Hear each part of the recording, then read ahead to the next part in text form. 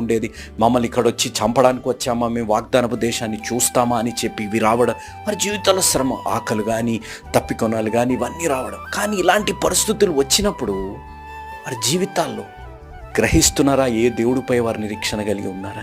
They have a hope. ఏ నిరీక్షణ అయితే వారు కలిగి ఉన్నారో ఆ నిరీక్షణలో వారు ఐగుప్తు నుంచి బయటకు వచ్చేసారు. ఆ నిరీక్షణలో బయటకు వచ్చి అద్భుతాన్ని చూశారు. ఎర్ర సముద్రం చీల్చబడడం చూశారు, అక్కడ ఐగుప్తులోనే 10 సూచక్రియలు జరగడం చూశారు. అన్ని చూశాక కూడా ఎప్పుడైతే వారు అనుకున్నట్టు జరగట్లేదో ఆ నిరీక్షణలో వారికి శ్రమలు, ఆ నిరీక్షణలో వారి జీవితాల్లో వ్యతిరేకత, ఆ నిరీక్షణలో వారి జీవితాల అనుమానాలు వచ్చినప్పుడు దేవుడి యందు నమ్మకం కలిగి మనం జీవిస్తున్నాం. ఈరోజు ఆలోచించాలి. ఎస్, చూడబడని పరిస్థితులు వస్తుంటాయి, చూడబడని పరిస్థితుల్లో నిరీక్షణ కలిగి మనం జీవించాలి. There is unseen hope.